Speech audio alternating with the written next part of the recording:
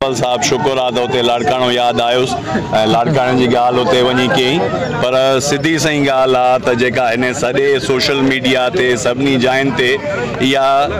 तक़रीबन क्लियर आहे त सॼे सिंध जे अंदरि मुख़ालिफ़ जेका पीपी जा उम्मीदवार आहिनि उन्हनि सां कहिड़ी जेका आहे सो ट्रीटमेंट कई वई आहे। इलेक्शन जी राति खां वठी पुलिस जो किरदारु, जंहिं नमूने पोलिंगियूं जेको आहे कब्ज़ा कया विया, पोलिंगनि ते पुलिस जे थ्रू ठपाबाज़ी कई वई, सॼे सिंध जे अंदरि उहे वीडियोज़ मौजूदु आहिनि। ऐं बिलावल साहब जी अञा चवे थो त जेको आहे सो जियाला जेको आहे सो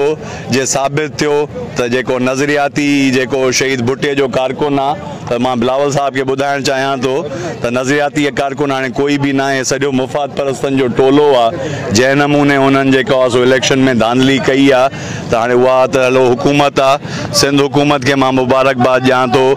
ROs खे मुबारकबाद ॾियां थो, SSPs ऐं DCs खे मुबारकबाद ॾियां थो त उन्हनि इलेक्शन खटी आहे। पीपल्स पार्टी आहे, उन्हनि जे उम्मीदवारनि इलेक्शन न खटी आहे, त मुबारकबाद जा मुस्तहिक बिलावल साहब न आहे, इन मुबारकबाद जो मुस्तहिक पीपल्स पार्टी जा दोस्त आहिनि। इन्हनि मुबारकबाद जो सॼो मुस्तहिक जेका आहे सिंध हुकूमत ऐं उन जा जेके अमलदार आहिनि उहे आहिनि, त उन्हनि खे मां ज़रूरु मुबारकबाद ॾियां थो, सिंध हुकूमत जे अमलदारनि खे। ऐं ॿियो जेको अॼु हिते ॻाल्हि थी आहे त बिलावल साहब खे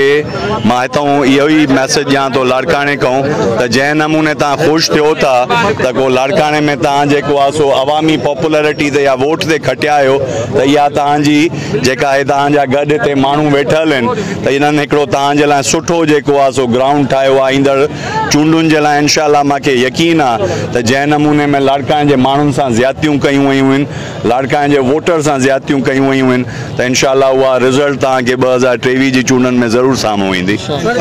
जेका असांजो हिते एहतजाज हुयो कल्ह इलेक्शन कमीशन जे आॾो, जेका इलेक्शन कमीशन नाकाम वई फेयर चूंडूं कराइण जे, ऐं सॼी जो सॼी हिकिड़ी इलेक्शन कमीशन सिंध हुकूमत जा ऐं पीपल्स पार्टी जा जेके